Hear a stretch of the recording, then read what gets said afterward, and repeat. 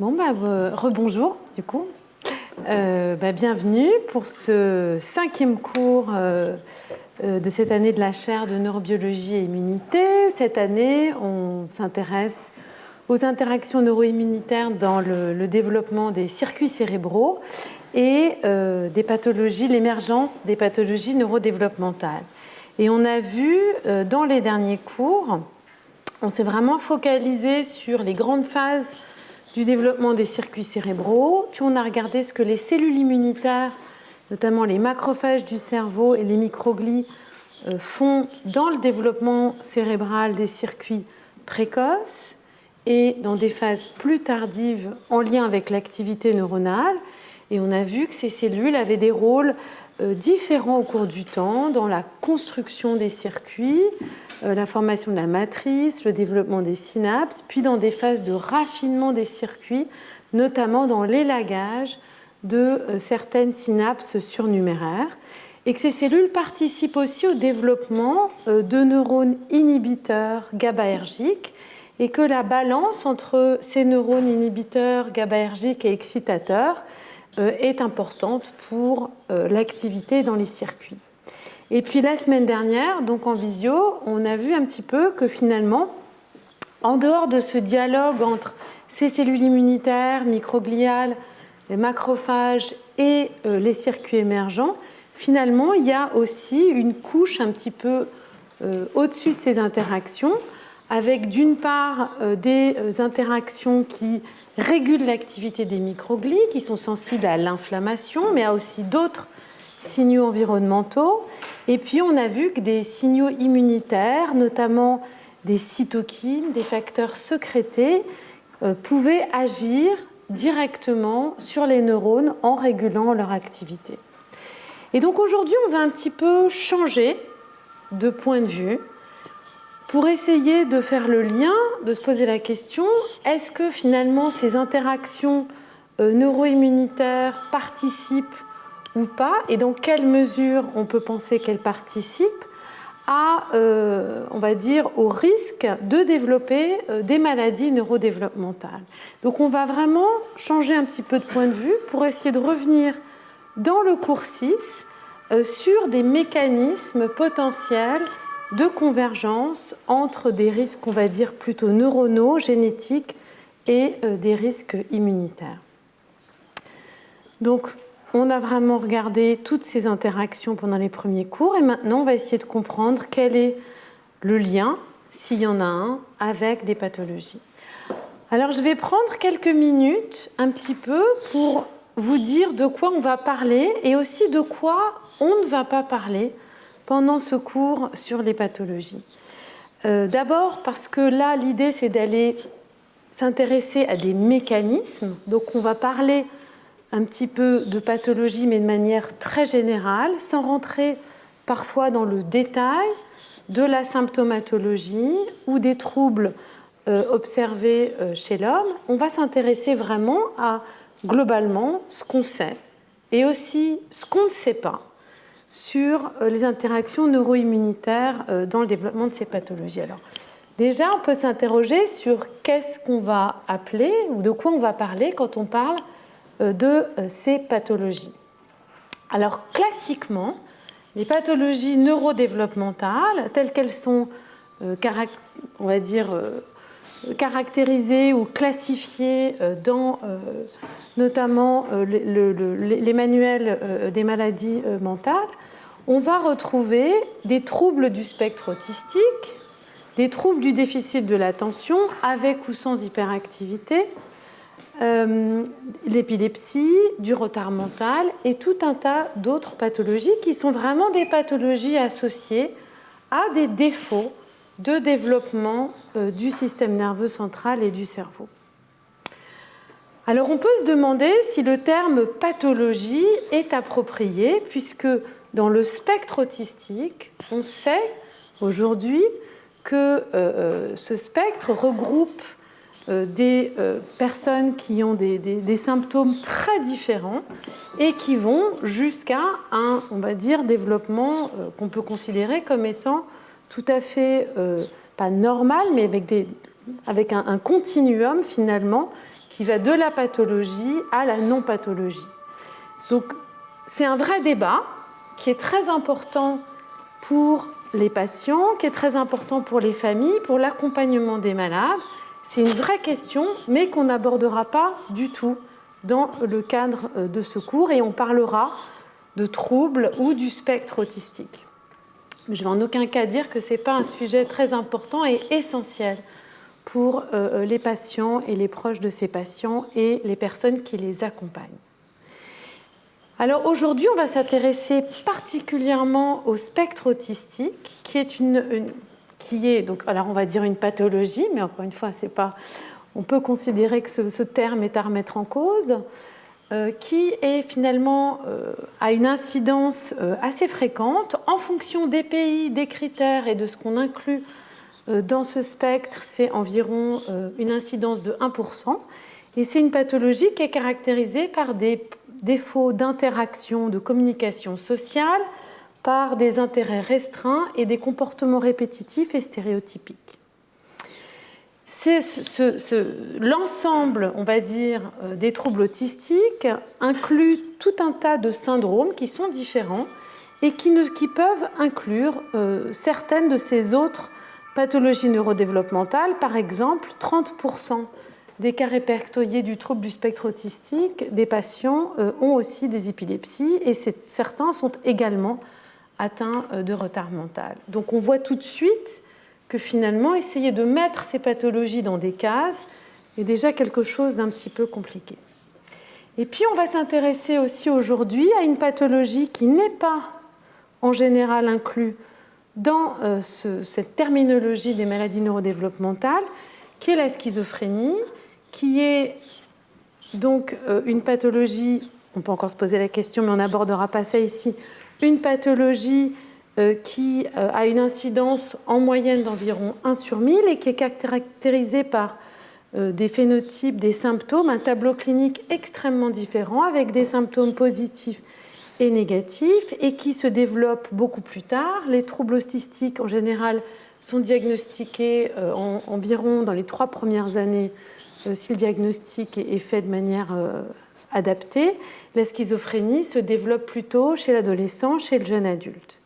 Donc des pathologies différentes avec, on va dire, une temporalité, des symptomatologies extrêmement différentes, et pourtant, on va s'intéresser à ces pathologies. Alors encore une fois, on va prendre un petit peu de recul et essayer de comprendre et de discuter de manière très large et générale de comment est-ce qu'on peut comprendre ou essayer de comprendre l'origine ou les facteurs de risque de ces pathologies, puisque vous pouvez imaginer qu'on ne connaît malheureusement pas tout, et bien sûr une grande partie reste encore à découvrir sur l'origine de ces pathologies. Alors définir un cadre conceptuel des études de ces syndromes. Alors de manière très générale, et encore une fois, on s'intéressera aujourd'hui surtout au spectre autistique, comment est-ce qu'on étudie différentes pathologies. Donc bien sûr, une première approche, c'est le tableau clinique, les symptômes, l'analyse des comportements, et ça va être extrêmement important pour l'accompagnement des patients et tout le personnel médical. C'est quelque chose d'extrêmement important, essentiel pour les familles, dont encore une fois, je ne parlerai pas aujourd'hui. Un autre aspect de la caractérisation phénoménologique, ça va être finalement de regarder à une échelle complètement différente qu'est-ce qui se passe dans le cerveau, notamment de ces patients ou de ces personnes. D'une part, essayer de regarder à l'échelle de la circuiterie en faisant de l'imagerie fonctionnelle, soit à l'état de repos, soit en faisant certaines tâches dans certains contextes, on peut interroger la fonctionnalité et la réactivité de ces comportements ou de ces circuits. On peut aller regarder au niveau neuroanatomique, cette fois-ci dans des tissus post-mortem. Finalement, est-ce que certains types cellulaires, est-ce que certaines cellules sont modifiés ou pas, et également regarder, cette fois-ci à l'échelle des gènes qui sont exprimés, au niveau de la transcriptomique, si certaines cellules, types cellulaires ou voies moléculaires sont particulièrement affectées. Ça, c'est une caractérisation, on va dire, phénoménologique de ce qui peut se passer, qui peut donner des idées sur quels sont les circuits ou on va dire certaines structures, comment elles peuvent être modifiées ou altérées dans ces développements, on va dire, alternatifs. Et puis sur la cause, on va pouvoir faire des études génétiques.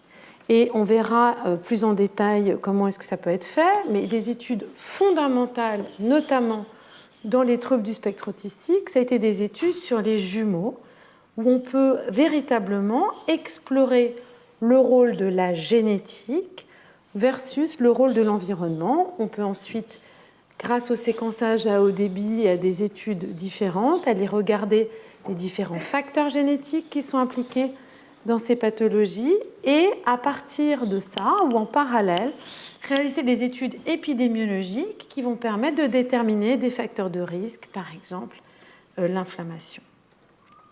Et ces informations vont permettre ensuite aux chercheurs de générer des modèles animaux de ces pathologies ou de générer des modèles ex vivo, et on reviendra là-dessus, pour essayer de regarder en quoi est-ce que les altérations de certains gènes ou des facteurs environnementaux vont modifier des circuits des types cellulaires et tester quelque part la causalité de ces gènes, de ces circuits, de ces réseaux dans les fonctions, les altérations comportementales ou la fonction de certaines structures cérébrales. Bonjour, bienvenue.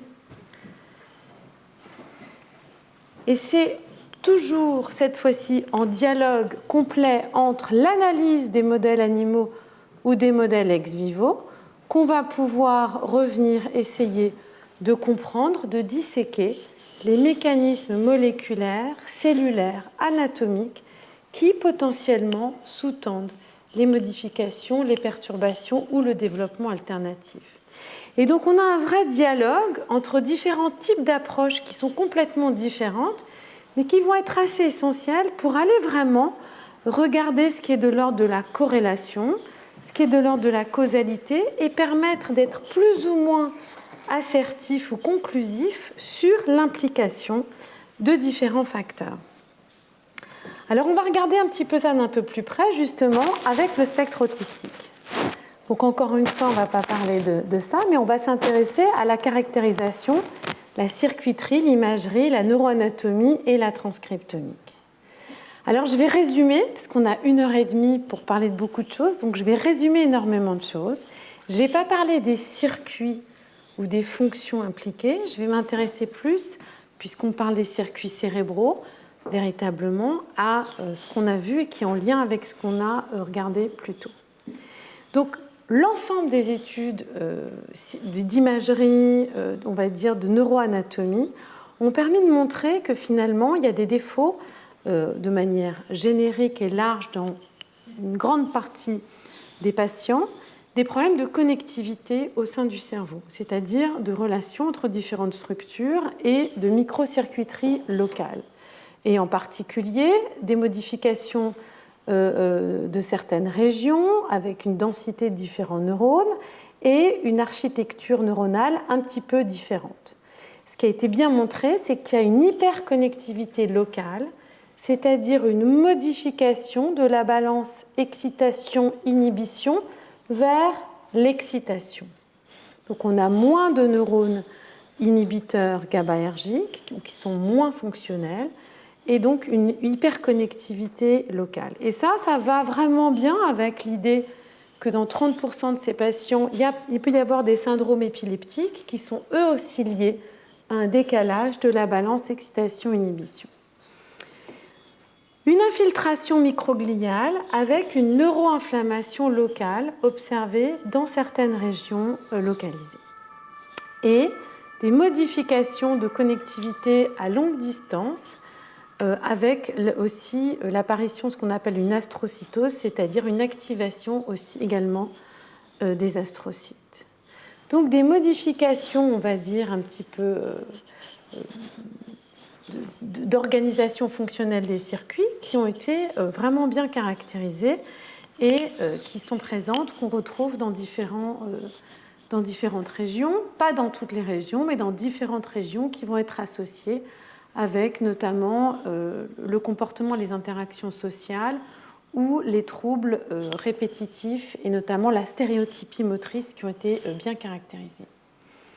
Alors l'apport de la transcriptomique a été également intéressant parce qu'il a permis finalement de montrer que dans l'ensemble des spectres autistiques, donc des pathologies, encore une fois, c'est un spectre qui est très large avec des personnes qui ont de manière phénotypique finalement des atteintes assez diverses, on va retrouver des voies moléculaires ou des réseaux moléculaires plus particulièrement modifiés de manière conservée. Donc tout ce qui est en lien avec la synapse, donc encore une fois la connectivité, les interactions, les neurones de projection, les neurones inhibiteurs, et puis une réponse immunitaire qui est donc associée probablement à des modifications microgliales. Et ça, c'est quelque chose qu'on retrouve dans différentes études. Et quand on regarde les neurones qui sont plus, ou les cellules présentes chez les patients qui sont plus particulièrement altérés, on va retrouver les neurones cortico-excitateurs, des microglies et des interneurones GABAergiques. Donc on va retrouver finalement ces neurones corticaux qui sont impliqués dans cette balance excitation-inhibition avec des petites modifications microgliales. Donc un grand changement, un véritable grand changement dans l'étude des troubles du spectre autistique qui date des années 70, ça a été la véritable démonstration que ces troubles sont des maladies d'ordre génétique. Et ça a été vraiment très bien établi par des études qui ont été réalisées chez les jumeaux.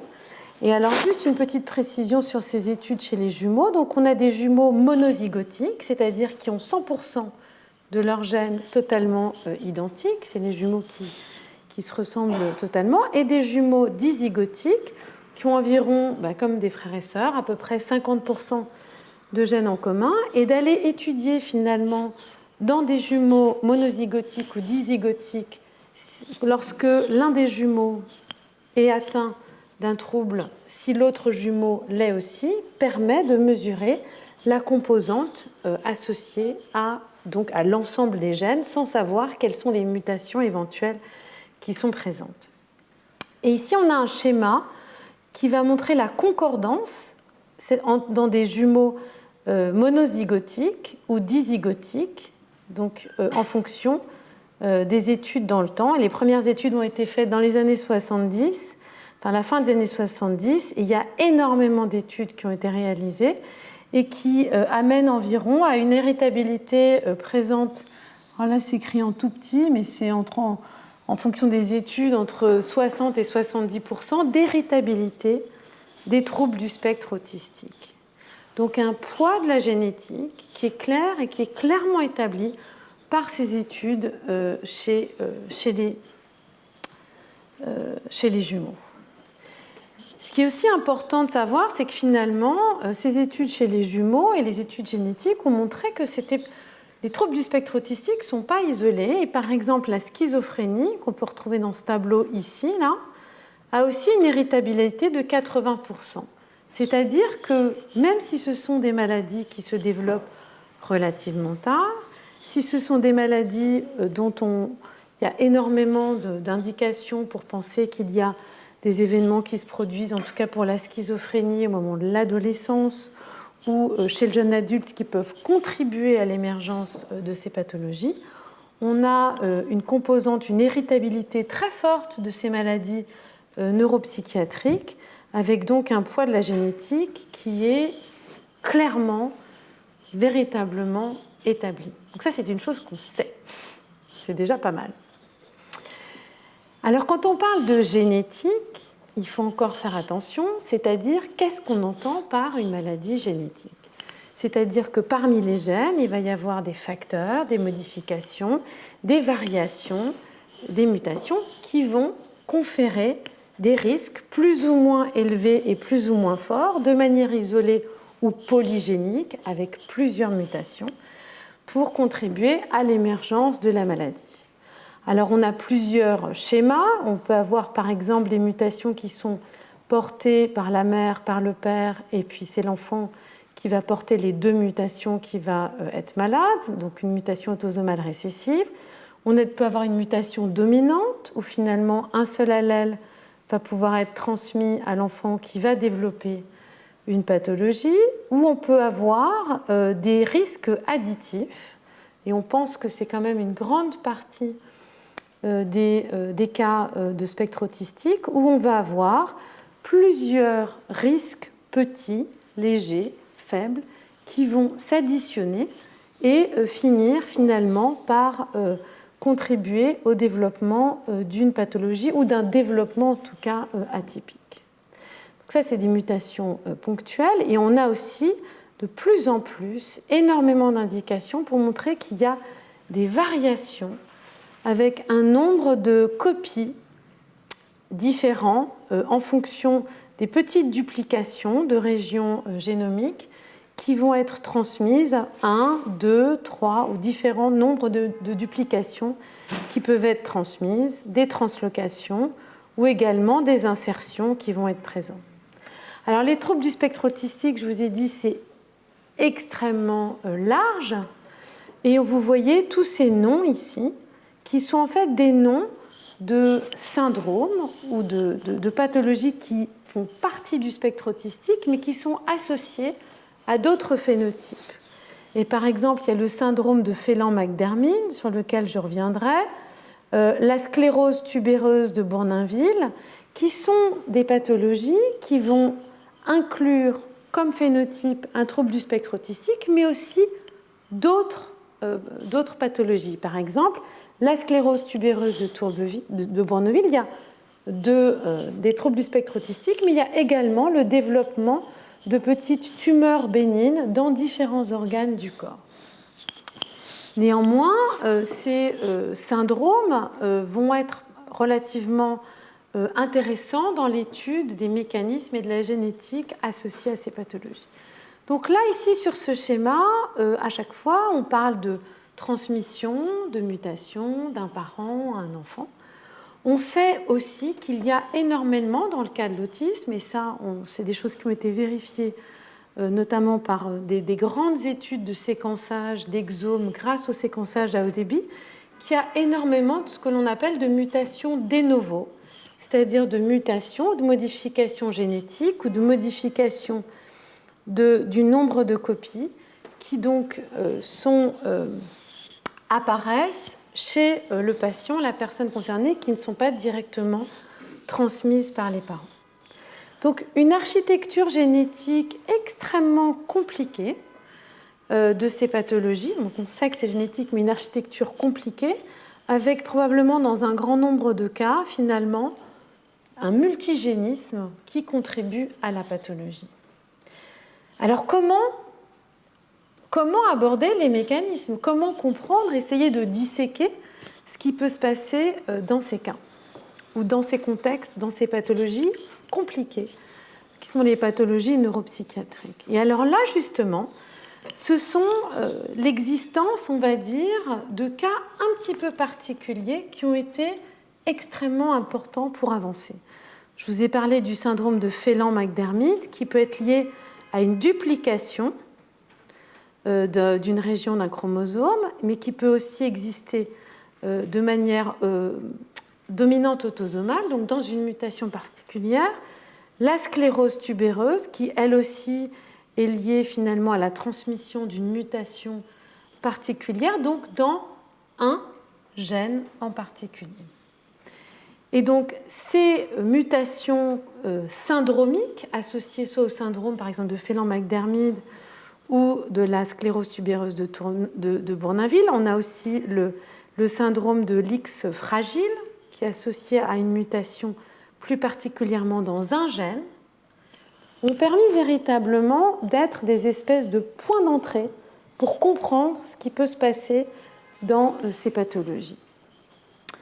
Et ce qui a été bien identifié dans ces différentes formes syndromiques d'autisme, c'est qu'il y avait des mutations dans un gène en particulier, par exemple ici SHANK3, pour le syndrome de Phelan-McDermid, qui était présent, donc qui avait une pénétrance très forte, puisque dans 80% des patients qui ont le syndrome, on va retrouver une mutation dans ce gène SHANK3, soit par duplication, soit par une mutation localisée.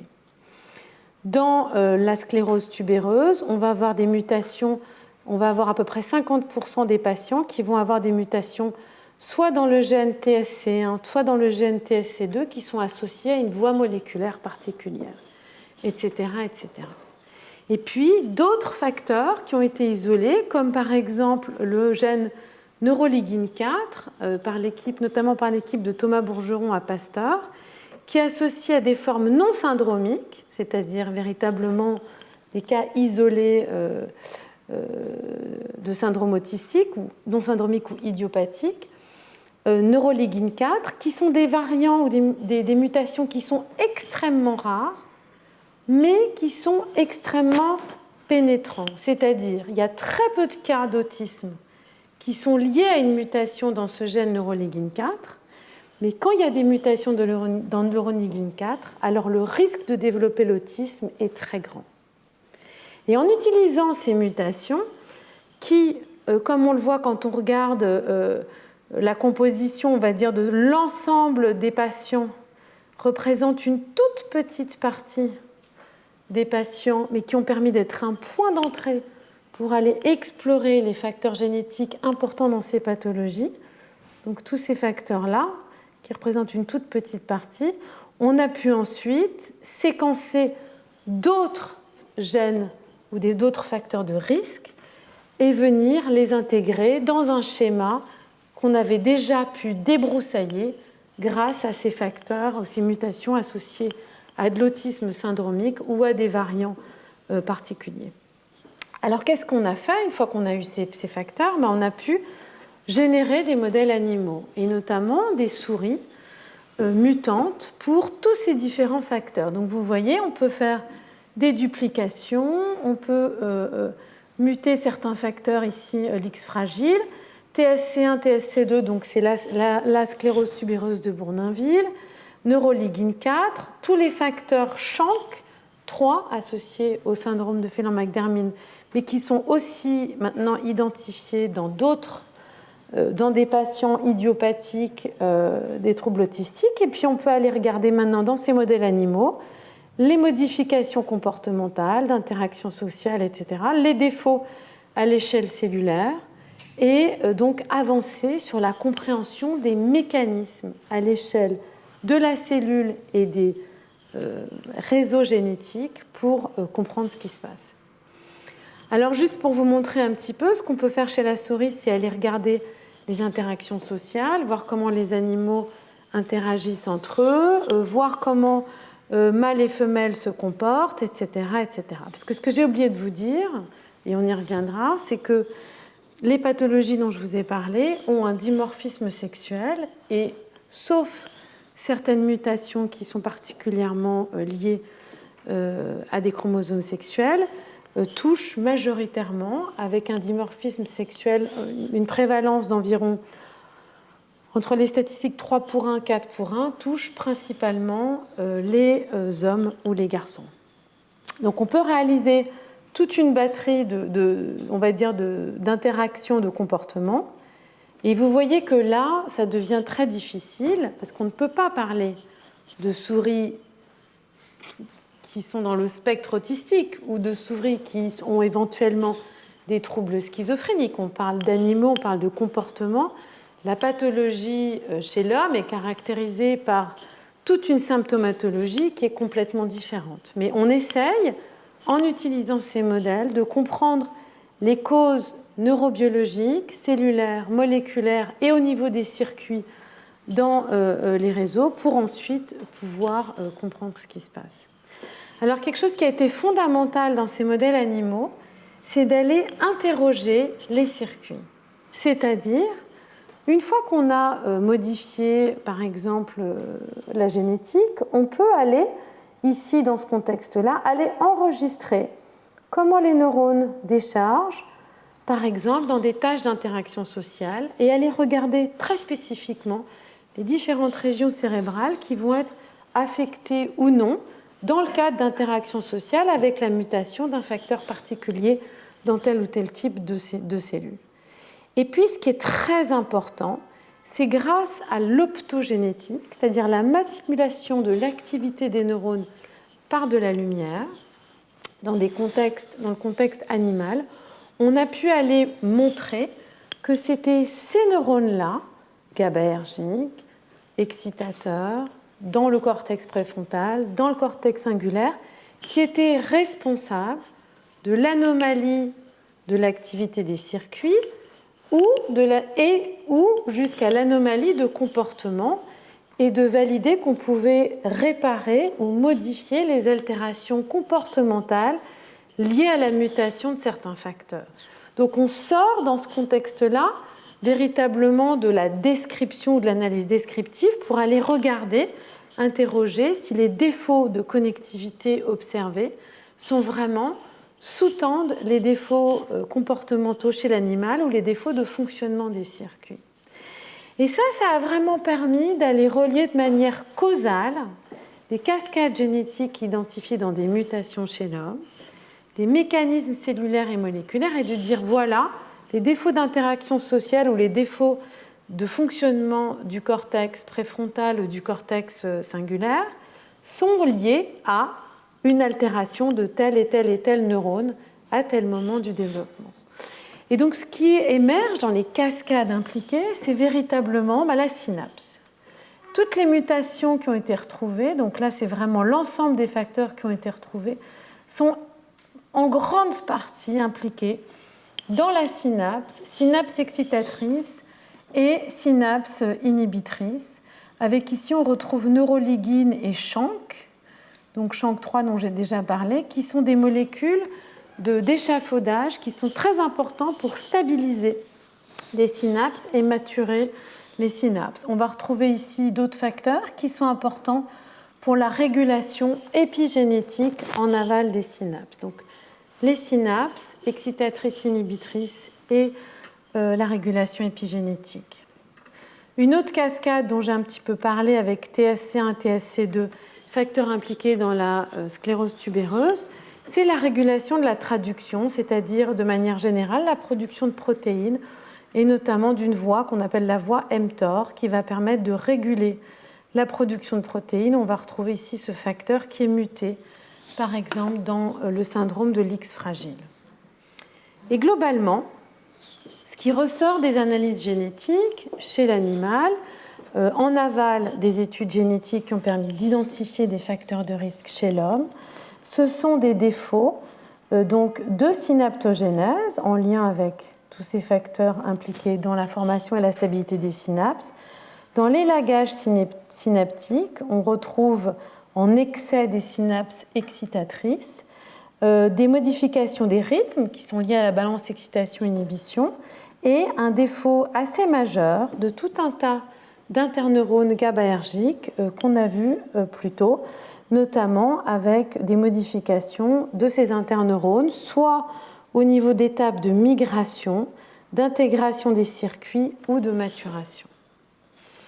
Donc ces différentes étapes clés qui étaient l'intégration d'interneurones GABAergiques dans la circuiterie, maturation et élagage des synapses, où on sait que les cellules immunitaires du cerveau contribuent, jouent un rôle, on va dire, central dans l'émergence de circuits, on va dire, alternatifs ou atypiques qu'on observe dans les troubles du spectre autistique.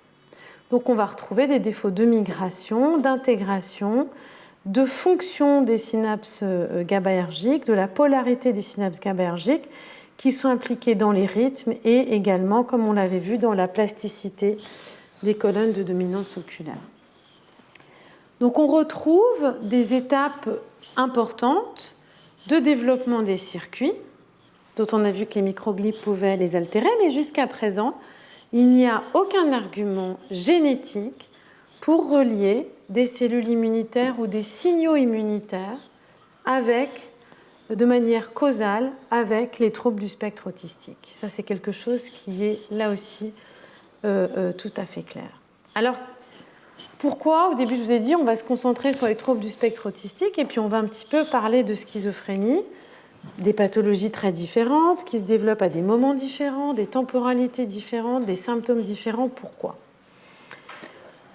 Parce qu'en fait, a émergé également, à partir des années, on va dire, 80-90, l'idée que la schizophrénie était aussi, finalement, une pathologie développementale, même si les symptômes se déclarent plus tard dans la vie, avec de nombreuses études qui ont permis de montrer qu'il y avait des défauts de circuiterie, présents même parfois avant les premiers épisodes psychotiques, et également, et surtout, qu'on retrouvait des modifications à l'échelle cellulaire et à l'échelle des circuits, des modifications qui avaient des points communs, finalement, avec celles observées dans les troubles du spectre autistique, notamment des défauts de balance excitation-inhibition, des modifications des interneurones GABAergiques avec une réduction de l'activité de certains de ces interneurones, notamment dans le cortex préfrontal, et des modifications de ces balances entre excitation et inhibition.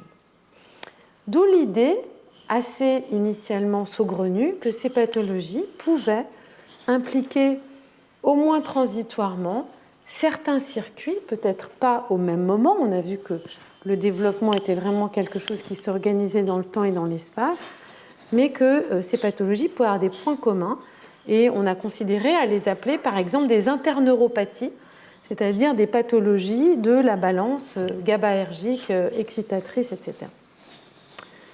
Alors, si je vous ai dit que la schizophrénie, on sait également qu'il y a une très forte héritabilité, plus de 80%, enfin environ 80% dans les études de jumeaux, on a une vue beaucoup moins claire du paysage et de l'architecture génétique, des facteurs qui contribuent à la schizophrénie. Et je ne vais pas rentrer dans les détails de la génétique des maladies psychiatriques, mais c'est très compliqué d'identifier des gènes qui sont parfois extrêmement, on va dire, contribuent à très très peu soit où on contribue à un risque très léger de développer la maladie, soit sont extrêmement peu fréquents, soit fréquents, et surtout d'être sûr que ce que l'on observe, ce n'est pas des corrélations de modification de ces gènes avec quelque chose qui est vraiment causal. Et ça, c'est une vraie problématique dans la génétique des maladies neuropsychiatriques. C'est une problématique, on va dire, en cours. On a identifié plusieurs facteurs potentiellement impliqués dans la schizophrénie, dont on s'est dit, finalement, en fait, non, des allers-retours. Donc, on a une vue qui est beaucoup plus, on va dire, complexe, parce qu'on n'a pas, entre guillemets, la chance, si on peut dire ça, d'avoir les mêmes mutations syndromiques ou des variants rares qui ont des incidences très fortes, qui ont permis de débloquer un petit peu, on va dire, la compréhension, notamment dans le contexte des troubles du spectre autistique. Ça, c'est la première chose.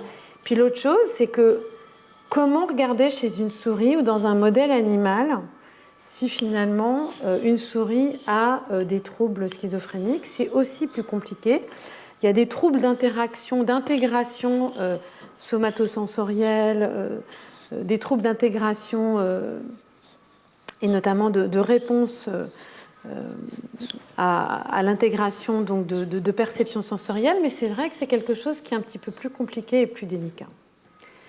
Néanmoins, on a maintenant bien retrouvé des choses qui étaient assez étonnantes, qui étaient initialement, c'est qu'on retrouve des variants, par exemple SHANK3, qui ont été associés à des mutations dans des patients autistiques. On va retrouver de manière causale des mutations qui sont aussi présentes chez des patients schizophréniques. Et ça a été une surprise. Et en même temps, en parallèle de l'analyse des modifications tissulaires, où on a vu des choses communes, notamment des modifications des interneurones, a émergé l'idée que finalement, le spectre des maladies neurodéveloppementales pouvait faire intervenir des mutations, des modifications génétiques, parfois dans des allèles conservés, par exemple ici SHANK3, mais en fonction soit d'autres éléments d'autres facteurs, d'autres perturbations environnementales, ou tout simplement des modifications de ces facteurs à différents moments du câblage des circuits, vont aboutir ou contribuer à l'émergence soit de troubles du spectre autistique, soit de schizophrénie.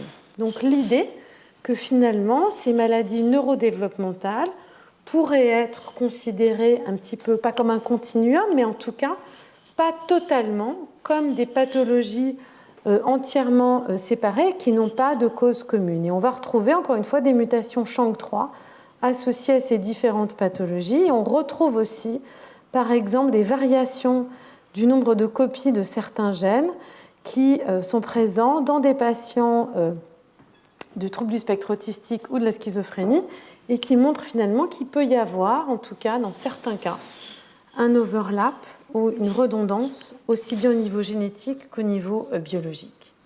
Et donc c'est la raison pour laquelle finalement on s'intéresse aussi et de manière commune dans le contexte des interactions neuro-immunitaires à ces deux types de pathologies. Donc je vous ai dit, on s'est intéressé donc d'études génétiques, jumeaux d'héritabilité. Je n'ai pas parlé de la manière dont les gènes sont identifiés, parce que là, il nous faudrait vraiment plus de temps.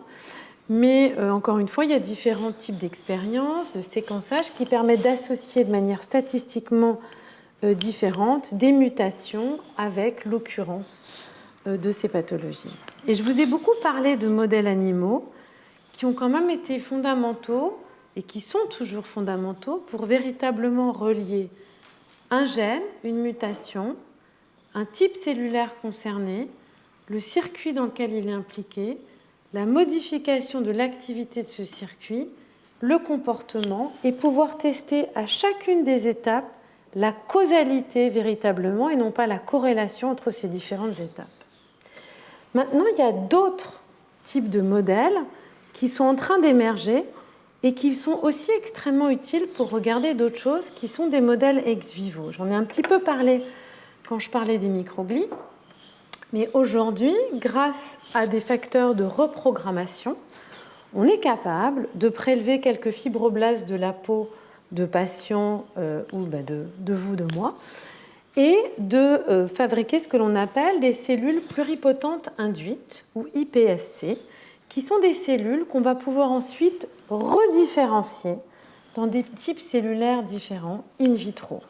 Par exemple, on va pouvoir redifférencier ces cellules en neurones, en astrocytes ou en microglies, maintenant on peut le faire, et on va pouvoir regarder par exemple comment ces types cellulaires se développent in vitro. On peut aussi générer ce que l'on appelle des organoïdes, c'est-à-dire des espèces d'assemblées de cellulaires qui vont, on va dire, mimer une partie du développement cérébral. Alors une partie assez précoce, on va dire, un assemblage, développement de progéniteurs, génération des neurones, etc., formation de différentes couches, par exemple en ce qui concerne le cortex. Et cette fois-ci, ça va être à partir de neurones humains et de neurones de patients.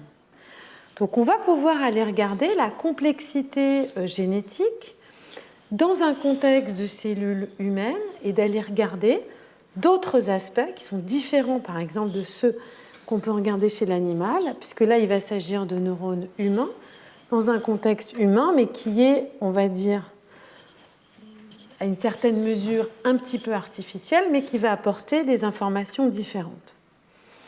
Alors, par exemple, quel type d'informations? Donc, on peut générer ce type d'organoïdes in vitro, dans lesquels, donc ici, on va pouvoir commencer à avoir des vagues d'activité un petit peu, de l'activité en tout cas spontanée, mais on n'aura absolument jamais dans ce contexte-là, par exemple, de l'activité perçue, intégrée comme les entrées sensorielles.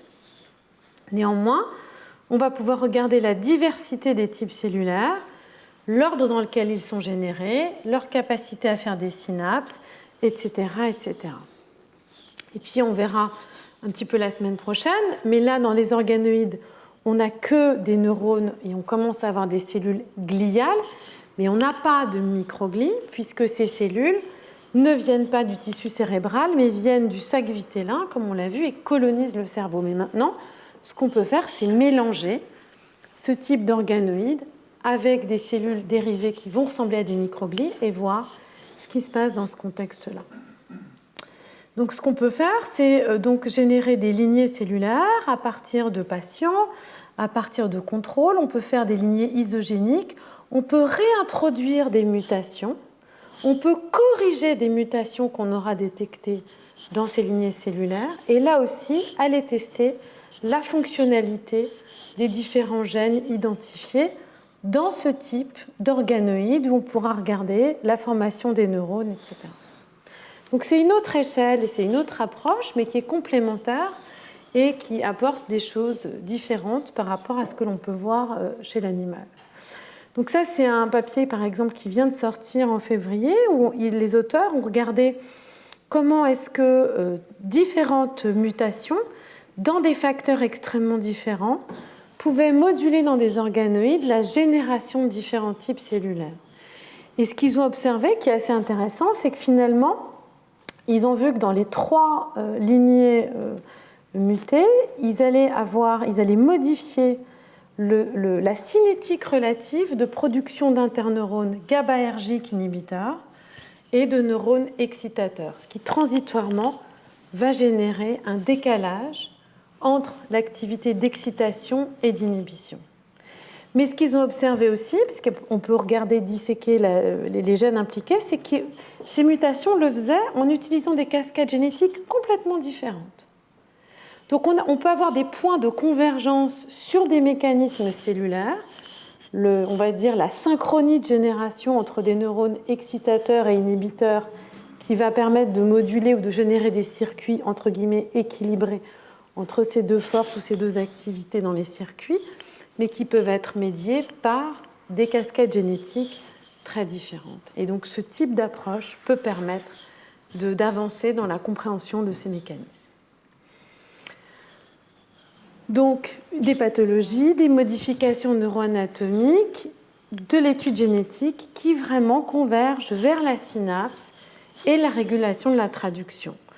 Donc si on prend en considération tous ces éléments, finalement on se retrouve avec un cadre de réflexion un petit peu plus large, on va dire, qui est qu'on a vraiment différents génotypes, des mutations très différentes, qui vont pouvoir modifier finalement différents aspects de la physiologie et de la cognition, et dans lesquels on retrouve finalement une certaine convergence à l'échelle du circuit, aussi bien dans des pathologies très diverses comme les troubles du spectre autistique ou la schizophrénie, où on a on va dire un déséquilibre entre l'excitation et l'inhibition, des modifications des interneurones GABAergiques et de leur activité et de leur connectivité. Alors vous allez me dire, formidable, on n'a absolument pas parlé d'interaction neuro-immunitaire, donc finalement ça ne sert à rien. Bon ben voilà, ça ne sert à rien, on s'en va. Donc effectivement, et ça c'est très différent par exemple de la maladie d'Alzheimer, on n'a pas d'argument fort génétique pour penser que des modifications neuro-immunitaires puissent être importantes ou que les cellules immunitaires puissent être importantes dans ces pathologies. Mais il y a potentiellement d'autres arguments qui cette fois-ci viennent d'études épidémiologiques et de facteurs de risque. Et là, il y a des choses qu'on sait, il y a des choses qu'on soupçonne et il y a des choses qu'on ne sait pas. Et donc, il faut être vigilant vraiment sur les conclusions qu'on peut tirer, mais essayer de regarder ces données avec un œil, on va dire, critique et néanmoins, comment dire, de trier un petit peu dans l'ensemble de données qui existent. Donc je vous ai dit qu'une caractéristique quand même qu'on observe, pourquoi aller regarder des interactions neuro-immunitaires dans ces pathologies ? Parce qu'en fait, on observe vraiment dans les tissus post-mortem des modifications des cellules immunitaires, des microglies dans les tissus, et des modifications, on va dire, d'autres cellules gliales, d'une part. D'autre part, et ça c'est des choses qui ont été observées depuis assez longtemps, il y a des perturbations immunitaires chez les patients qui sont des comorbidités. Il y en a un grand nombre, je ne vais pas revenir dessus, mais par exemple, on a régulièrement des allergies qui sont relativement élevées, des taux d'allergie, des modifications également des cytokines immunitaires circulantes qui sont modifiées chez les patients. Et notamment, là, cette fois-ci, je parle de patients du trouble du spectre autistique. Et donc, on va retrouver des modifications du système immunitaire chez ces patients dont on s'est demandé depuis un certain temps si elles pouvaient avoir un lien avec les pathologies observées ou si c'était juste, on va dire, des corrélats ou des conséquences des pathologies observées. Alors, si on prend la temporalité du développement, on a beaucoup vu que pendant le développement, la neurogénèse, l'apoptose, la synaptogénèse, la formation des cellules gliales, la myélisation, etc., avec des phases donc, embryonnaires, des événements autour de la naissance, le développement postnatal, l'adolescence, etc. Donc, on a beaucoup parlé des microglies et des macrophages présents dans le cerveau, mais il y a aussi beaucoup d'autres cellules immunitaires qui se développent, et notamment pendant la deuxième partie ou la fin, on va dire, de la gestation, avec des modifications également au moment de la naissance, l'arrivée notamment des micro-organismes, des différentes bactéries qui vont coloniser et former le microbiote. On a aussi une immunité maternelle passive. La mère transmet des anticorps au fœtus et à l'enfant. Oula, pardon. J'ai fait des bêtises. Au fœtus et à l'enfant pendant les premières phases de la vie après la naissance, entre guillemets, le temps que celui-ci développe ses propres cellules immunitaires et sa propre immunité. Donc en fait, beaucoup de personnes se sont intéressées à d'autres facteurs de risque en dehors de la génétique pour les troubles du spectre autistique parce qu'il y a eu notamment de nombreuses études qui ont montré qu'il pouvait y en avoir d'autres qui étaient notamment liées aux circonstances qui entouraient la naissance. Et donc il y a énormément d'études qui se sont intéressées aux facteurs de risque troubles du spectre autistique. Et dans ce contexte, il y a vraiment des choses qu'on sait, c'est-à-dire des facteurs qui ont été bien identifiés, des facteurs dont on sait qu'ils n'ont rien à voir, j'y reviendrai, et des facteurs qui sont encore, on va dire, discutés, débattus pour différentes raisons. Donc ça, ce type de schéma, ce sont les odds, c'est-à-dire le odd ratio, c'est-à-dire le risque relatif conféré de développer la maladie par rapport à un facteur donné. Par exemple, une hypoxie néonatale, c'est-à-dire une insuffisance d'oxygénation du cerveau pendant une période périnatale, va conférer en fonction des études un risque de 1, donc 1 c'est pas de risque, mais entre 1 et 8, c'est-à-dire on a 8 fois plus de chances par rapport à la population normale de développer un trouble du spectre autistique, donc un ratio de cet ordre-là, de développer donc une pathologie de type autistique. Donc ici, on a vraiment, même si ce sont des risques faibles, parfois très faibles, on a des facteurs dont on sait qu'ils sont véritablement des facteurs de risque de développer des risques autistiques. Donc, un autre frère avec un syndrome autistique, vous voyez, c'est un facteur, par exemple, x8, donc avec toute la composante qu'on peut avoir génétique associée. C'est à peu près pour vous donner un exemple de ce que c'est que ce type d'augmentation de risque. Une naissance prématurée aussi, etc. L'acide folique, qui a été généralisé, est un facteur protecteur. Donc on pense qu'une absence ou une carence en acide folique peut effectivement poser un problème de développement. L'exposition à certains tératogènes comme le valproate, qui est un agent modificateur des marques épigénétiques et aussi, même si c'est faible, un agent qui a été démontré comme étant un facteur contributif de l'autisme. Il y a également des facteurs dont on sait qu'ils ne sont pas associés, même si ces carrés sont relativement grands. Et il y a un point en particulier qu'il faut vraiment souligner, c'est la vaccination. Alors ça, je voudrais le souligner parce qu'il y a eu plusieurs études qui ont montré ou proposé, et au départ, il y a une étude, que la vaccination pouvait être un facteur causal ou contributif à l'autisme, et cette étude est frauduleuse. Il a été vraiment démontré que cette étude est frauduleuse, est basée sur des résultats absolument faux, et que donc la vaccination n'est absolument pas un facteur de risque pour l'autisme. Et puis il y a des facteurs où finalement on ne sait pas encore, c'est inconclusif. Et ça, c'est très important de garder à l'esprit, mais qu'il y a des choses qu'on sait, il y a des choses qu'on ne sait pas, mais il y a des choses dont on sait que vraiment elles ne sont pas impliquées, et de bien finalement mettre les choses dans différentes cases. Donc ce qui est très important, c'est vraiment cette période périnatale, néonatale, avec une incidence importante de on va dire des complications, notamment parfois d'une grande prématurité ou d'une prématurité, et d'une hypoxie néonatale. Et donc on va juste commencer par aborder, on va dire dans l'ordre, les différents facteurs dont on sait qu'ils sont vraiment causals. Et donc maintenant, c'est très clair que ce qu'on appelle l'encéphalopathie néonatale, qui est liée dans certains cas à une prématurité, mais pas que. Donc on a une encéphalopathie du prématuré, ou en tout cas du grand prématuré, notamment puisqu'on a bien identifié maintenant que la période de risque, c'est entre 24 et 34 semaines de gestation, qui a un risque fort risque de développer cette encéphalopathie.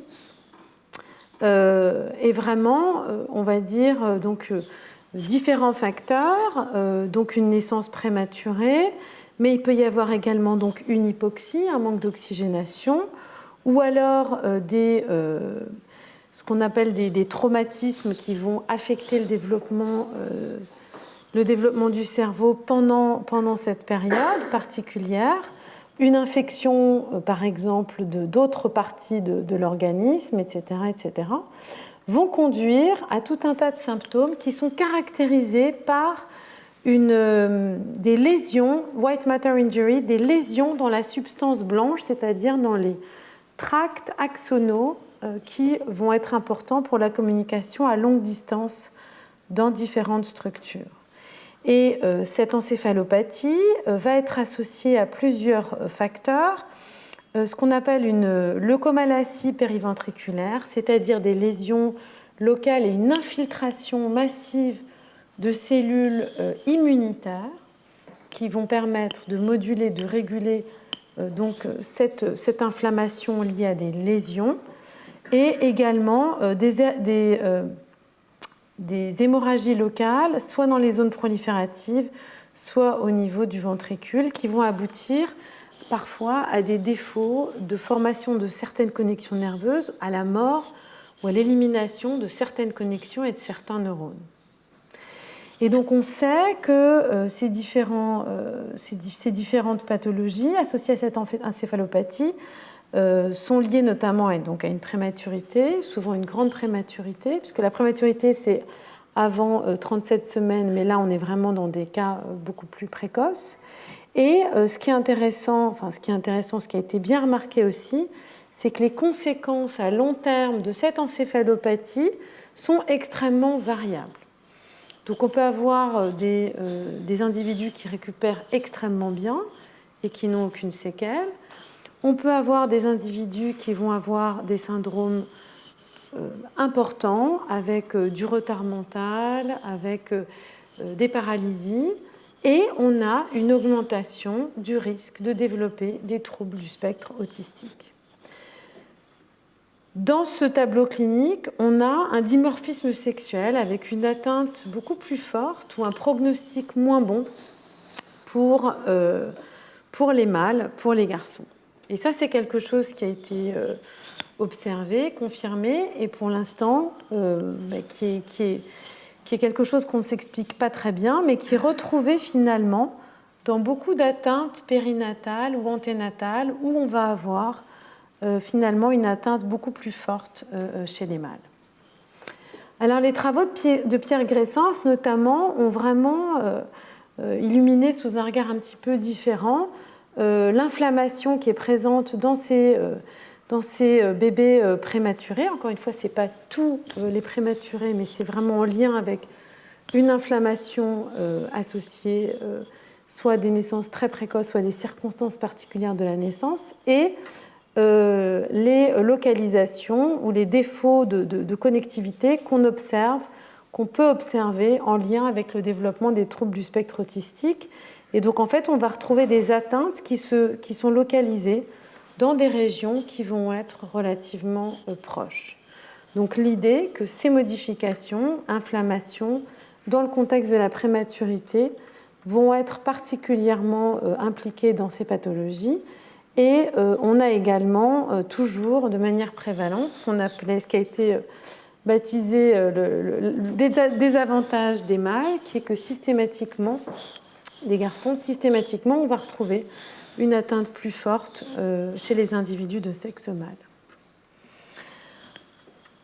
Alors, ce qui est clair aussi, c'est que finalement, différents facteurs vont pouvoir converger vers cette encéphalopathie de la prématurité, donc effectivement une naissance prématurée, mais aussi d'autres facteurs d'hypoxie d'ischémie qui peuvent être liés pas uniquement à de la prématurité. Et on a bien identifié maintenant dans des modèles précliniques les facteurs qui étaient importants et qui vont être liés à des modifications des oligodendrocytes et de la myélinisation, des axones, la mort de certains neurones et des défauts de migration et d'intégration des interneurones GABAergiques. Et donc là, on va retrouver finalement des atteintes qui ont une origine non génétique, qui vont être liées à une inflammation à un moment donné du développement liée à une perturbation ou à une modification du contexte. On va retrouver cette fois-ci une convergence sur des facteurs qui vont être par exemple le développement des axones, des neurones GABAergiques ou la formation de certains tracts axonaux. Et on a des modèles, là encore une fois, des modèles précliniques chez l'animal où on peut étudier, c'est des travaux qui sont en cours, étudier comment, pourquoi cette encéphalopathie périnatale peut être associée à des déficits neurosensoriels, de l'épilepsie ou différentes modifications comportementales. Donc une vraie fenêtre critique autour de la naissance qui a été bien identifiée avec des facteurs de risque, mais qui sont encore une fois des facteurs de risque, et donc qui ne vont pas conférer de manière certaine ou sûre, on va dire, le développement de ces pathologies, mais qui peuvent contribuer. Et ça, c'est quelque chose qui est extrêmement important. De faire la différence entre des facteurs de risque et quelque chose qui est de manière systématique causale. Donc, une période clé, on va dire, autour de la naissance. Alors, qu'en est-il finalement de toutes ces phases prénatales où on peut avoir, là aussi, des modifications, des atteintes au développement donc des différents circuits, comme on l'a vu précédemment. Donc, une première source, ou on va dire entrée et modification potentielle, ça va être des infections prénatales qui vont pouvoir toucher véritablement le fœtus en développement. Et donc là, on va avoir toute une série de virus qui sont capables de franchir la barrière placentaire, soit d'infecter le placenta, soit de franchir cette barrière et d'aller infecter le fœtus et d'aller modifier le développement des circuits pendant toute cette phase. Donc on a un syndrome qu'on appelle syndrome torche, c'est pas très joli, mais c'est qui permet de définir différents virus ou différents facteurs ou différents parasites qui sont capables de réaliser donc ces infections. Toxoplasmose, other, rubéole, cytomégalovirus et l'herpès. Et en fait, on a véritablement donc une infection des voies d'entrée une capacité d'infecter. Et là, ces virus vont pouvoir, d'une part, induire des lésions véritablement dans le cerveau en développement, mais aussi, et ça on commence à bien le voir, modifier l'activité des cellules immunitaires dans le cerveau, et notamment des microglies, et affecter la manière dont le circuit se développe. Mais la cause principale des défauts induits, ça va être des lésions induites dans le développement et dans le tissu cérébral. Et le CMV, le cytomégalovirus fœtal, c'est quelque chose qui est extrêmement répandu. Ça touche entre, je crois que c'est 0, c'est pas une grossesse sur 100, mais c'est 0,7% des grossesses. Enfin, je veux dire, c'est quand même beaucoup de grossesses où on va avoir potentiellement une infection au cytomégalovirus. C'est un virus qui est relativement anodin chez l'adulte, mais qui va pouvoir, pendant la grossesse, conduire à des syndromes extrêmement variés, qui peuvent être certaines surdités, une microcéphalie, des lésions assez fortes, ou alors des petites lésions qui ne vont pas être graves du tout, ou alors aucun symptôme. Donc un spectre de modification extrêmement large qui pose un problème de santé publique, parce qu'il faut faire un diagnostic pendant ces infections au cytomégalovirus qui ont lieu pendant la grossesse, et en fonction des facteurs observés en imagerie, décider ou en tout cas estimer quelles peuvent être les conséquences qu'il peut y avoir. Donc, c'est aujourd'hui une des causes principales on va dire, de sources infectieuses, de déficit à long terme des fonctionnalités neurosensorielles et cérébrales. Donc c'est quelque chose qui est, on va dire, une question vraiment de santé publique et de diagnostic, mais qui est maintenant relativement bien maîtrisée. Et il y a vraiment, on va dire, des guidelines où on est capable de savoir ce qui va se passer en termes d'évolution du cas. On peut aussi traiter, suivre les femmes enceintes qui sont atteintes pendant leur gestation de cette pathologie. Donc des modifications virales, et on a aussi dans le cytomégalovirus fœtal une incidence dans la descendance accrue de troubles du spectre autistique. Donc j'ai parlé de ces différents virus, mais en fait il y en a d'autres, et la liste entre guillemets s'allonge un petit peu. Il y a en 2015-2016 il y a eu le virus Zika, dont on a pu observer qu'il causait des microcéphalies avec des modifications assez claires au niveau des progéniteurs neuronaux. Et de nombreuses études chez l'homme, dans des modèles animaux, ont permis de comprendre un petit peu comment est-ce que ce virus attaquait les progéniteurs et de modifier l'activité et le développement cérébral. Et pour l'instant, en dehors des microcéphalies, on ne sait pas très bien, de manière plus large, s'il y a des conséquences à long terme sur d'autres circuiteries ou d'autres aspects du développement cérébral liés au Zika. Alors on parle de virus et on parle de développement. Forcément, on pense à un virus en ce moment qui nous pose des petits soucis, qui est le SARS-CoV-2, responsable du Covid-19. Alors là, vous ne voyez pas, c'est assez pâle. Mais donc en fait, à l'heure actuelle, voilà, ça vient, c'est mars 2022, donc c'est tout frais, tout récent.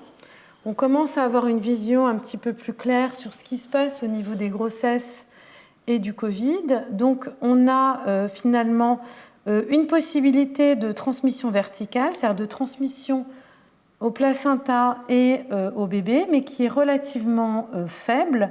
Mais quand elle a lieu, elle est foudroyante. C'est-à-dire qu'on a des cas de placenta infectés avec, dans ce cas-là, stillbirth, c'est-à-dire une mort anténatale avec un ratio de 2,36, donc c'est quelque chose qui est quand même assez clair. Et on peut avoir des modifications et des risques de prééclampsie pendant la grossesse. Ceci dit, une grande partie des grossesses se passe sans souci. Donc on sait clairement qu'il y a un risque pour les femmes enceintes à attraper le Covid pendant la gestation.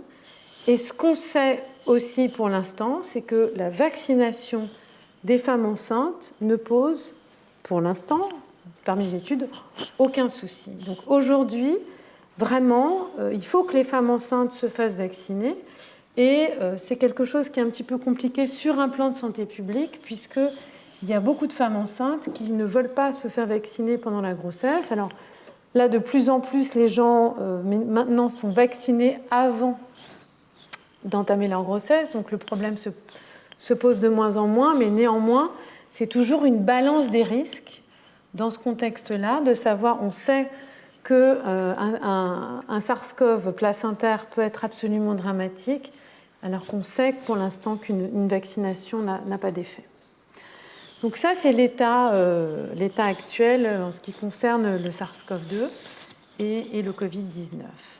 Donc différentes infections prénatales qui peuvent atteindre directement soit le placenta, soit le fœtus et modifier le développement du cerveau. Alors ça, c'est des infections vraiment congénitales, fœtales. Quid des infections ou des modifications ou des atteintes virales de la mère pendant la grossesse, c'est-à-dire avec un virus ou une bactérie qui va rendre la mère malade, mais qui ne va pas nécessairement passer au fœtus ou atteindre le placenta. Et alors là, il y a toute une littérature qui s'est énormément intéressée à l'effet notamment de grandes épidémies sur l'incidence de certaines maladies neuropsychiatriques, notamment la schizophrénie et les troubles autistiques. Et là, on rentre dans un domaine qui est controversé, notamment pour la schizophrénie. Pour les troubles du spectre autistique, on verra qu'il y a des choses qui sont très claires. Donc il y a eu une grande épidémie de rubéole en 1964, il y a eu une épidémie de fièvre en 1917-1900, une épidémie de grippe 1917-1918, et puis il y a eu, notamment en février 88, une étude sur une épidémie de fièvre qui a eu lieu en Finlande, pour lequel on avait des registres extrêmement clairs, et qui a déduit que l'incidence de la schizophrénie était augmentée suite à une exposition prénatale au virus de la grippe, et notamment à une hospitalisation et un épisode fiévreux. Alors les ratios de risque sont très faibles, sont entre 1 et 2 ou 1,5, et différentes approches statistiques ne montrent pas tout à fait, on va dire, le même intervalle de confiance. Donc il y a depuis énormément d'études qui s'intéressent aux risques de pathologies très diverses, donc de virus, rubéole, toxoplasmose, grippe, et à l'incidence que ça peut avoir et le risque que ça peut conférer à l'émergence des pathologies. Pour ce qui est de la schizophrénie, on va dire qu'il y a à peu près autant d'études qui montrent qu'il y a un effet que d'études qui ne montrent pas d'effet. Et donc on est encore dans une phase, on va dire, de questionnement. En ce qui concerne les troubles du spectre autistique, il y a toute une littérature aussi, mais il y a des choses qui sont quand même beaucoup plus claires, et notamment un épisode fiévreux pendant le deuxième trimestre de la grossesse, un épisode fiévreux fort, confère un risque pour le développement de certains troubles du spectre autistique. Je tiens à dire que ce risque, encore une fois, cet odd ratio, est très faible. Ça veut dire que ça n'est absolument pas parce qu'une femme a un épisode fiévreux ou infectieux pendant sa grossesse qu'elle va développer, que son enfant va développer une maladie neuropsychiatrique. Néanmoins, ça peut être un facteur de risque accru qui va pouvoir ou pas, en fonction des pathologies, agir de concert avec d'autres facteurs. Et c'est ces modèles, qui demandent encore à être confirmés, qui ont été développés suite à ces études, ce qu'on appelle des modèles de double ou de hit multiple. C'est-à-dire qu'une activation, ce qu'on appelle une activation immunitaire maternelle, c'est-à-dire une réponse immunitaire de la mère, générée par un agent infectieux viral ou bactérien, on y reviendra, va induire une augmentation, une modification des cytokines inflammatoires circulantes qui va pouvoir aller agir soit de concert avec des prédispositions génétiques, comme un petit agent déclenchant ou modifiant, on va dire, dans un contexte génétique particulier, et modifier les différentes trajectoires développementales.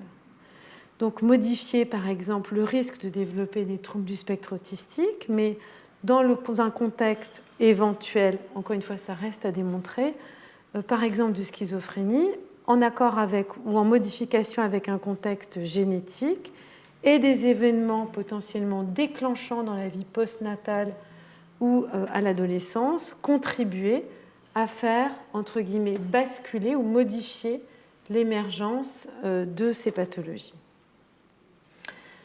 Donc ces risques sont, dans ce contexte-là, entre guillemets, d'inflammation prénatale. Il y a un petit risque, il y a des études qui montrent un petit risque dans les troubles du spectre autistique et notamment des épisodes fiévreux. Alors on a besoin d'études, on va dire, épidémiologiques longitudinales beaucoup plus solides et beaucoup plus établies pour vraiment estimer l'importance de ces risques, parce qu'on a peu d'études, enfin on a des études mais qui ne sont pas forcément claires sur la réponse immunitaire, le moment où ça a lieu.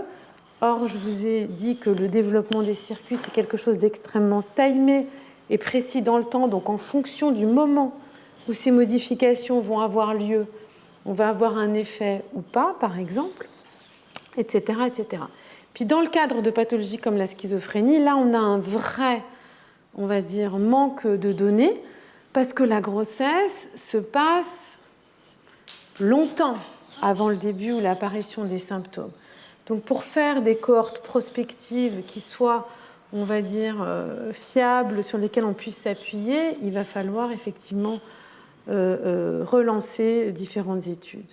Ce qui est sûr, c'est que ça soulève l'importance du suivi des femmes pendant la grossesse, suivi des épisodes infectieux, et également peut-être la gestion des différentes infections pendant la grossesse. Aujourd'hui, il y a très peu de médicaments qui sont utilisables pendant la grossesse, puisque ça coûte beaucoup d'argent de tester des médicaments ou des approches, en tout cas des médicaments. C'est un petit marché, les femmes enceintes. Mais je pense que ça veut vraiment dire qu'il faudrait développer vraiment un suivi et des approches de prévention et d'analyse dans ce contexte-là. Alors, qu'est-ce qu'il en est de la schizophrénie ? Là aussi, beaucoup de gens ont développé des modèles impliquant l'environnement, et notamment des événements qui se produisent pendant la vie postnatale. Et là, on a différents facteurs de risque environnementaux qui ont bien été identifiés et comme étant des facteurs de risque environnementaux en lien ou en addition avec des facteurs potentiellement pré- ou périnataux, génétiques, mais potentiellement inflammatoires. Et ce qui est intéressant aussi, c'est que toutes ces modifications ou des modifications particulières de ces différents facteurs de risque vont modifier les circuits cérébraux, mais vont aussi, on l'a vu, être capables de modifier les cellules immunitaires comme les microglies qui peuvent répondre à tout un tas de signaux environnementaux. Donc les modèles actuels sont vraiment des modèles où on a une architecture génétique qui va conférer des risques qui sont des risques forts, puisqu'encore une fois, ce sont des maladies génétiques et que les mutations qui ont été identifiées impliquent vraiment les synapses, la traduction et des modifications épigénétiques. Et puis, l'environnement qui peut être lié à des contextes infectieux, hypoxie, dans des phases critiques particulières, deuxième trimestre de la gestation, autour de la naissance ou dans des phases postnatales comme l'adolescence, vont pouvoir, de manière très différente, agir sur les circuits et, on va dire, agir de concert ou en parallèle pour contribuer à l'émergence de ces pathologies. Donc on se retrouve vraiment dans un contexte où on a vu que on a deux types de facteurs génétiques forts, mais également des facteurs de risque environnementaux, infectieux ou de modification neuro-immunitaire qui vont pouvoir contribuer à un développement altéré de modèles animaux et ex vivo. Donc la question, c'est finalement, est-ce que ces infections, notamment ces infections anténatales, pour lesquelles les données épidémiologiques donnent des informations, mais pas complètement définitives, qu'est-ce que peuvent nous donner finalement, nous fournir, qu'est-ce que peut nous apporter des études de modèles animaux? Et là, il y a un vrai apport, là aussi, intéressant. Donc, suite à ces différentes études, on va dire épidémiologiques, qui ont proposé que des infections puissent contribuer à des pathologies, à des facteurs, notamment l'émergence de troubles du spectre autistique, depuis les années, on va dire, les années 90-2000, ont émergé tout un tas de modèles animaux chez la souris, mais aussi chez le primate non humain, des modèles animaux où on a testé expérimentalement qu'est-ce qui se passe si on induit une activation immunitaire de la mère pendant la grossesse. Et ces modèles animaux, pour le coup, ont vraiment montré que ça pouvait être quelque chose de relativement dangereux et, enfin, en tout cas, un facteur de risque. Et ça, c'est notamment les travaux de Paul Patterson qui a commencé à regarder l'influence du virus de la grippe chez la souris dans la descendance adulte. Donc les protocoles, il soumet des souris enceintes, il les expose au virus de la grippe en intranasal et il regarde les conséquences à très long terme dans la descendance adulte au niveau du comportement ou de la circuiterie. Et ici, ce genre de vue, c'est le comportement moteur d'une souris en exploration. Et ici, ce qu'on peut voir, donc c'est une souris contrôle, et ici, ce qu'on peut voir, c'est une souris qui a été exposée donc, à ce type d'inflammation. Donc ça montre que, en tout cas, dans des contextes d'animaux hébergés en animalerie, qui sont peu stimulés sur un plan immunitaire, réaliser ou déclencher ou exposer les animaux à un virus et à une réponse immunitaire forte peut induire dans la descendance adulte des perturbations comportementales importantes. Alors ce qui est intéressant, c'est que des modèles par la suite ont pu être induits ou modifiés pour tester finalement comment est-ce qu'un épisode infectieux peut perturber comme ça le comportement dans la descendance. Donc là aussi, c'est les travaux de Paul Patterson qui a utilisé des composés chimiques pour mimer une infection virale et il a notamment utilisé ce qu'on appelle le poly-IC ou PIC, c'est de l'azine polynoïdinique polycystique. Voilà, je le dis très vite, parce que j'y arrive absolument jamais. Qu'est-ce que c'est ? C'est un composé chimique qui ressemble à de l'ARN double brin. Maintenant, vous êtes tous des experts en virologie, vous savez qu'il y a des virus à ARN et que l'exposition de l'ARN double brin va déclencher une réponse antivirale chez la mère. Et ce qui a été, donc, on voit un effet du virus de la grippe, mais quand on mime une infection virale, cette fois-ci de n'importe quel type de virus, on est capable d'induire le même type de comportement. Et il a montré dans la descendance qu'il était capable, en réalisant, donc en mimant une infection virale transitoire, d'induire des défauts de sociabilité, des comportements répétitifs stéréotypiques et une augmentation de l'anxiété chez la descendance adulte. Alors, ce qui est intéressant aussi, c'est que tous ces phénotypes présentent un dimorphisme sexuel et ne sont présents que chez les mâles ou de manière accentuée chez les mâles, ce qui récapitule en partie des choses qui sont observées dans les pathologies. Donc ces premiers travaux ont ouvert la voie à tout un tas de modèles de ce mécanisme, de ce processus qu'on appelle l'activation maternelle immunitaire, donc une réponse immunitaire de la mère qui induit dans la descendance des modifications. Donc on est capable de réaliser, donc d'utiliser ce composé, mais on peut aussi mimer une infection bactérienne en exposant les mères à du lipopolysaccharide, qui est un composé de la membrane des bactéries gram-négatives. Et en fait, on est capable d'induire de manière assez similaire, ou en tout cas avec des points conservés, des troubles comportementaux dans la descendance. Alors, il y a énormément de modèles qui ont des phénotypes un petit peu fluctuants. Ça, c'est un problème dans la littérature, avec la nécessité d'homogénéiser l'utilisation de certains composés pour réaliser ce type d'inflammation et de regarder, on va dire, les comportements induits.